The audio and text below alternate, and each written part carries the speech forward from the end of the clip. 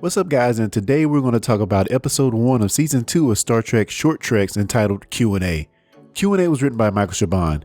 In addition to being a Pulitzer Prize winning author, Chabon has also written the short trek Calypso and is the executive producer and showrunner on the new Star Trek Picard series. You should also check out the New Yorker article entitled The Final Frontier, where Chabon talks about writing this story as he spends his final moments with his father. Q&A stars Ethan Peck, Rebecca Romaine, and Anson Mount, who are back to reprise their roles of Spock, Number 1, and Captain Pike from Star Trek Discovery Season 2. Upon beaming aboard the Enterprise for the first time, the ensign is greeted by none other than Lieutenant Commander Una.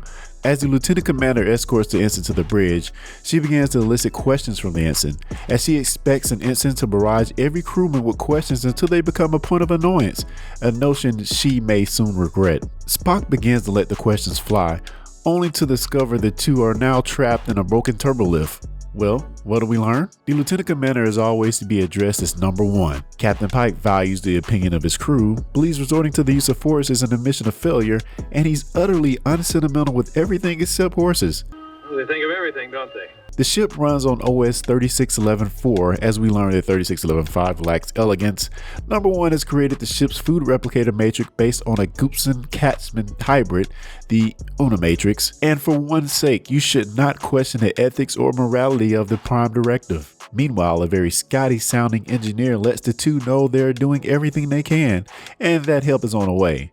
But not before something pretty crazy happens. Number 1 mentions possibly seeing Spock smile upon his arrival. She also deduces that Spock is not there just to sling a tricorder, and that anyone who seeks command needs to keep their crazy at bay, which results in the next obvious question for the Lieutenant Commander. I am the very model of a modern Major General. I've information, vegetable, animal, and mineral. I know the kings of England, and I quote the facts historical from Marathon to Waterloo in order categorical. So I guess the next obvious question for us is what do we actually get from this short trek? We get a peek into Spock's first day aboard the Enterprise, which I think is very interesting.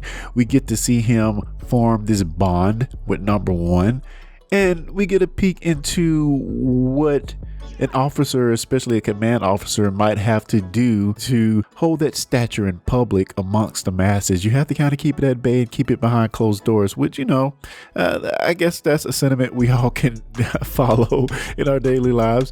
And again, as we get into these short treks that aren't really tied to a particular episode, as some of the ones were in last season of Discovery, you have ones like Q&A, Calypso, and of course Escape Artist, which don't really tie directly in, but I still think provide a much needed narrative to the overall Star Trek universe as we keep expanding with Picard and Lower Decks and so on and so forth.